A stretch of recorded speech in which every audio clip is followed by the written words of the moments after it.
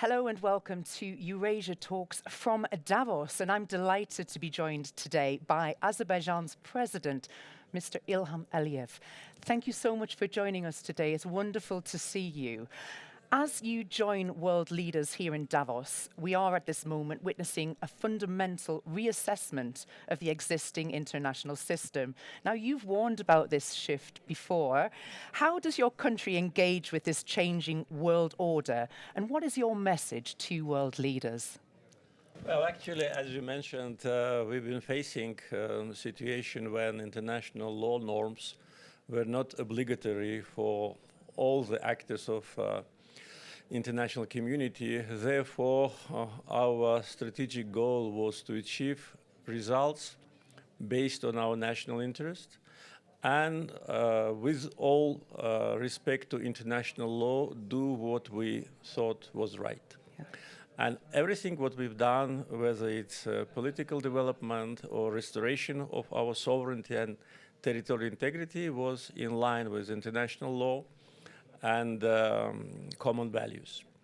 So today, as you mentioned, international relations are entering the new era where it is not the rule of law, but the rule of strength is ruling the situation.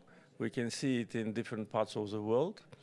Therefore, it once again signals that every country should base their strategy and policy on their potential, establish good relations with as many countries as possible, sure. First in your region and second on a global scale. And that's what Azerbaijan managed to achieve.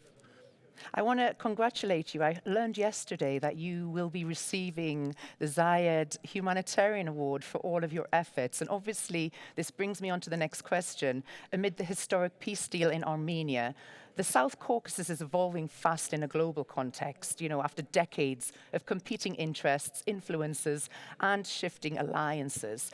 How do you assess the current balance between risk and opportunity in the region? First of all, thank you for congratulations. It's a big honor for me to receive this prestigious award.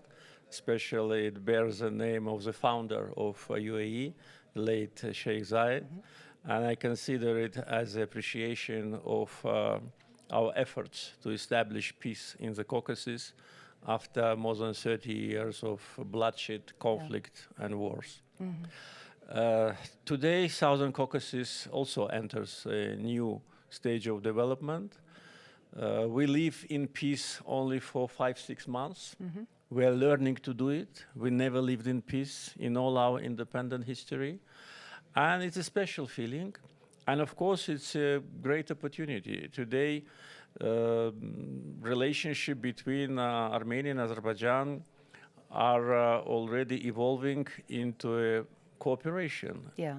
We lifted all the restrictions on cargo transportation to Armenia. Moreover, we started to supply critical commodities to Armenia, primarily oil products, which the country is largely dependent on. And it's a win-win situation. So I think that by joint efforts of Armenia and Azerbaijan, including the civil society, we will achieve not long-lasting peace, but peace forever in the Caucasus. This is our goal. We hope so, yes. With Iran as your neighbor, I want to also mention, how is Azerbaijan engaging with the evolving crisis that we are seeing there? And what is your assessment of its impact of stability across Eurasia, also including the energy markets?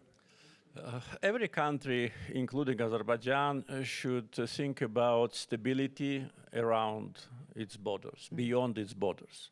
With respect to Azerbaijan, we do not have any potential risks inside the country. Mm-hmm. All the potential risks can come from outside. Okay. Therefore, for us, stability in our neighborhood is something which we always think about, and we've been concerned about some destabilization in Iran. And for us, stability, predictability, and peace in the region is the biggest asset. We suffered from occupation, from war, from losing thousands of victims. Yeah. And today, stability and security for every country is the only way to succeed. With respect to energy market, as you see today, oil price is stable. It is at the appropriate level, at least for Azerbaijan. And it demonstrates that situation in Iran, situation in Venezuela, and in other parts of the world do not seriously influence the price of oil.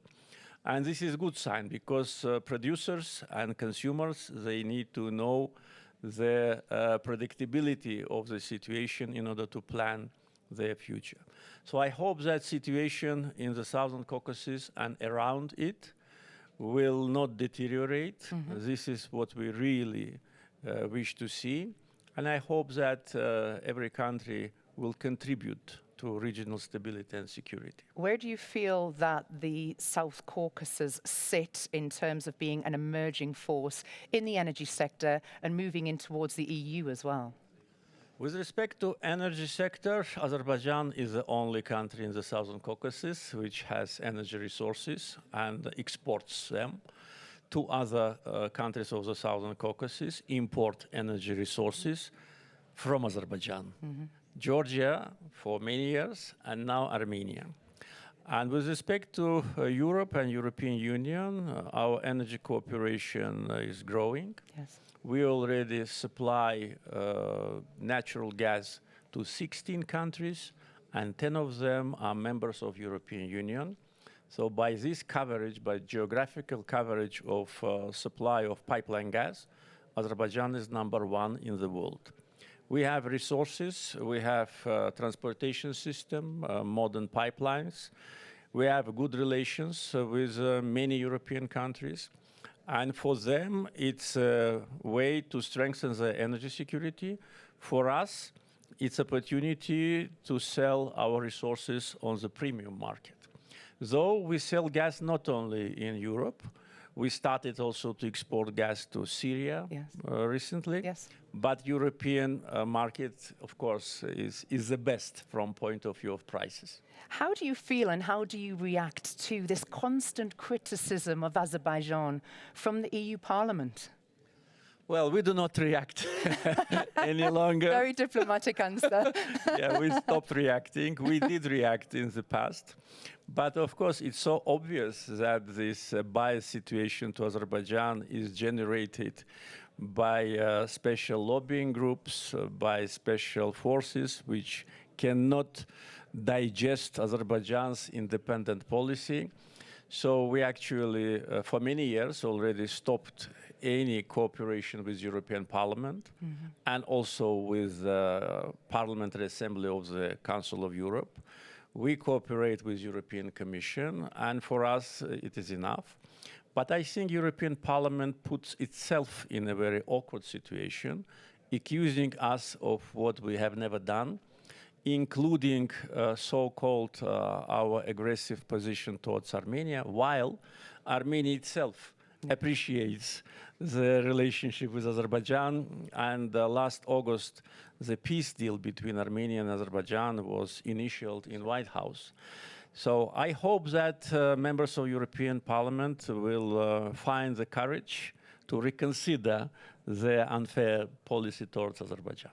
Mr. President, always a pleasure talking to you. Thank you for joining us on Euronews this morning. Thank you for the invitation. Thank you. Always a pleasure. Thank you.